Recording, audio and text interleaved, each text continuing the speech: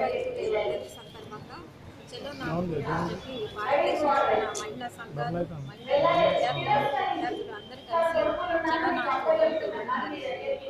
ముఖ్యంగా దాదాపుగా 5 నుంచి 10,000 మంది మహిళలు వస్తారని ఇండోర్ స్టేడియంలో జరిగే ఈ కార్యక్రమం యొక్క ముఖ్య ఉద్దేశం భారతదేశంలో పితృస్వామ్యము, భారతదేశంలో హిందూవాదము, భారతదేశంలోని మనువాదము, బ్రాహ్మణవాదము ఇన్ని వాదాల ద్వారా మహిళలు పైకి రాలేకపోతున్నారని వీటన్నిటినీ సంఘటించుకొని సావిత్రిబాయి స్ఫూర్తితోటి అంబేద్కర్ స్ఫూర్తితోటి మహారాష్ట్రలో జరుపుకోవాలని చెప్పి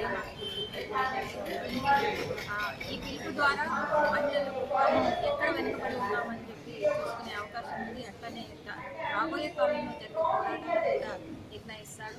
ఈ చలో నాకు 10వ తారీఖున జరిగే కార్యక్రమంలో కళారూపాలు ఉంటాయి, పాటలు ఉంటాయి, అనేక సాంస్కృతిక కార్యక్రమాల ద్వారా మహిళల పోరాటాలు విధంగా నడుస్తుంది.